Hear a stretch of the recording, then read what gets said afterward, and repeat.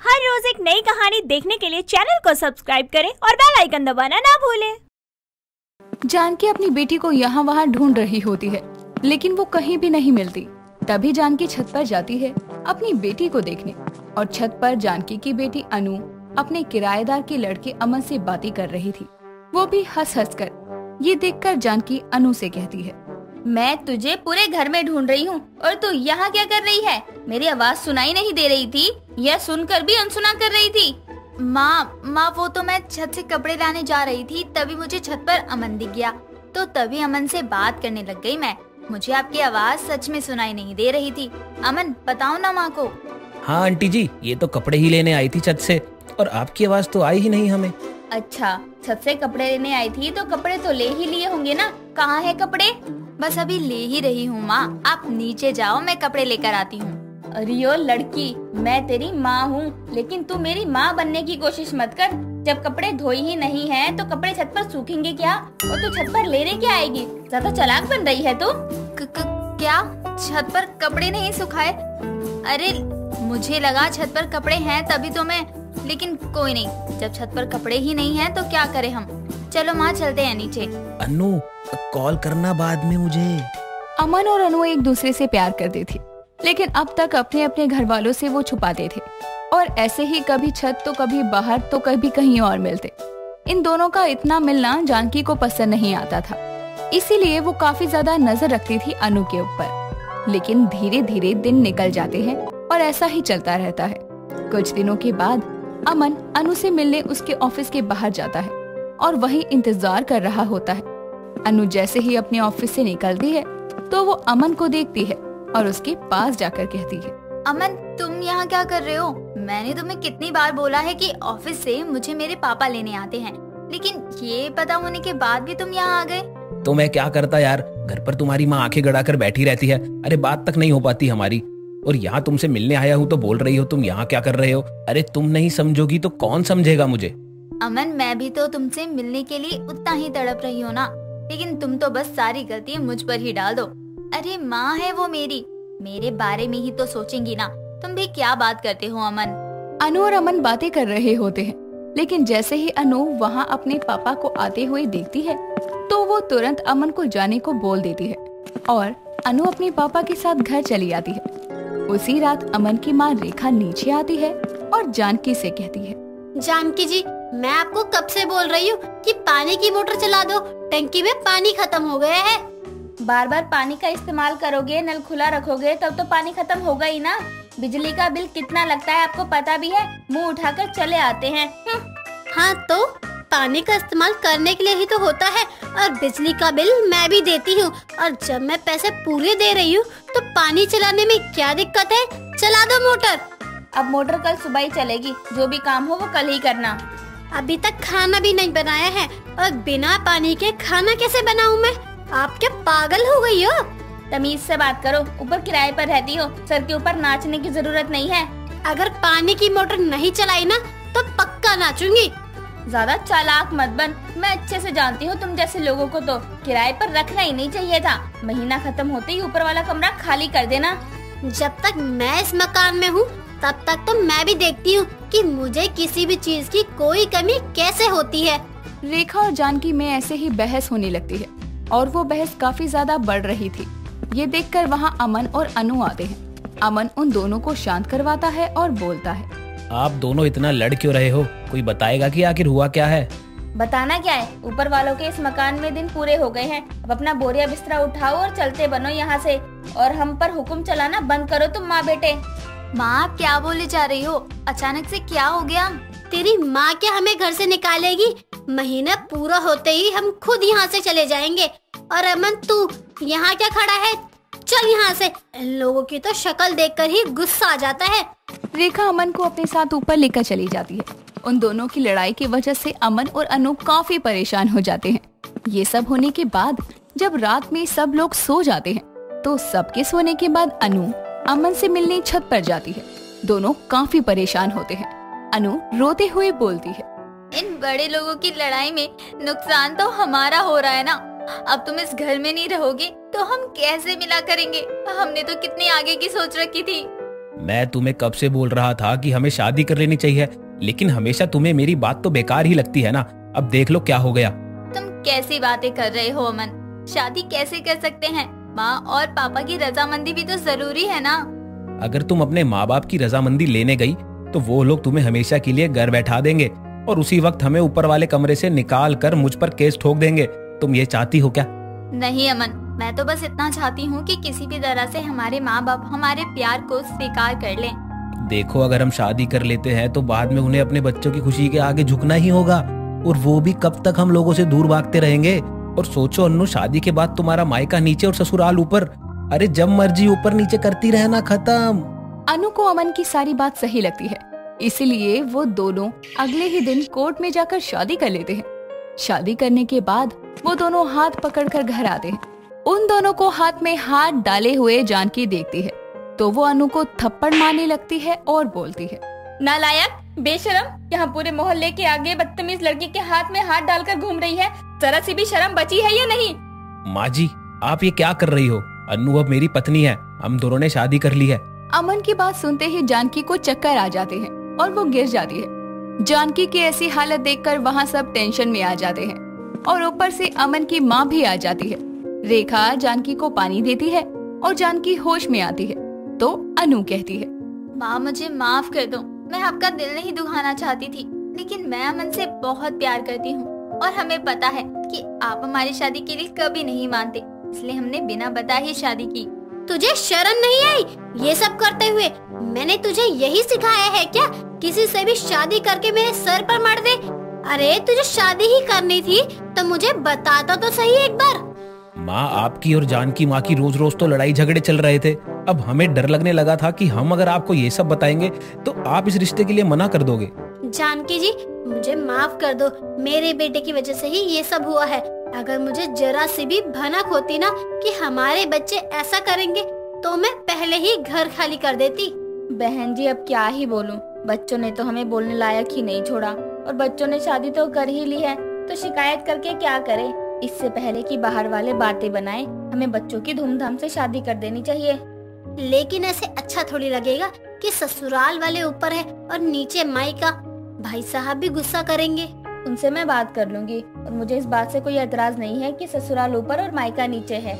जानकी आधे अधूरे मन से ही सही लेकिन अपनी बेटी के लिए खुश हो जाती है और अपनी बेटी की धूमधाम से अमन के साथ शादी करवाती है। शादी के बाद जानकी अपनी बेटी को किसी दूसरे घर में विदा नहीं करती बल्कि अपने ही घर के ऊपर वाले कमरे में विदा करती है। शादी हो जाने के बाद जानकी और रेखा के बीच की हल्की फुल्की नोक-झोंक और तू मैं भी खत्म हो जाती है और सब लोग प्यार से मिलकर रहने लगते हैं।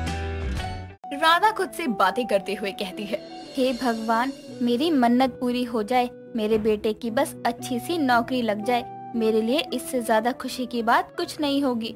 वो इतने समय से इतनी मेहनत कर रहा है लेकिन कुछ भी फल नहीं मिल रहा। बस इतनी कृपा कर दो हम पर कि उसकी नौकरी लग जाए। राधा अपने बेटे दीपक के लिए बस एक नौकरी चाहती थी लेकिन उसे इतनी ज्यादा मेहनत के बाद भी कोई अच्छी नौकरी नहीं मिलती। राधा इसी बात को लेकर हमेशा परेशान रहती। राधा का पति प्रमोद उसकी तबीयत खराब होने की वजह से उसकी दवाइयाँ चल रही थी, इसीलिए घर की जिम्मेदारी को उठाने के लिए राधा ही काम करती थी। एक दिन राधा काम से लौटकर वापस आती है कि तभी उसका पति प्रमोद राधा से कहता है, राधा, तुम कितनी सारी जिम्मेदारी उठा रही हो। जहाँ ये सब मुझे करना चाहिए था बस तुम कर रही हो। काश मैं तुम्हारी कुछ मदद कर सकता तो तुम्हारे ऊपर ये सब परेशानी तो नहीं होती ना। आप ये कैसी बातें कर रहे हो? अब आप क्या जानबूझकर अपनी तबीयत थोड़ी ना खराब करवाओगे? जो हो गया सो हो गया। अगर मेरी हालत होती ऐसी तो क्या आप मेरी देखभाल नहीं करते? ये भी कोई पूछने की बात है? मैं तुम्हारी देखभाल क्यों नहीं करता? आखिर तुम मेरी बीवी हो, तुम्हारे बारे में मैं नहीं सोचूंगा तो कौन सोचेगा? हाँ, तो यही बात मैं आपको समझा रही हूँ कि आप मेरे पति हो। आपकी और इस घर की जिम्मेदारी उठाना मेरा फर्ज है और मुझे ये सब करते हुए ना ही कोई झिझक हो रही है और ना ही कोई परेशानी है। हम गरीब लोगों की सबसे बड़ी हिम्मत तो यही होती है कि हम चाहे कैसी भी परिस्थिति में हो कभी एक दूसरे का साथ नहीं छोड़ते हैं, हमेशा साथ खड़े रहते हैं। बस एक बार हमारे बेटे की नौकरी भी लग जाए।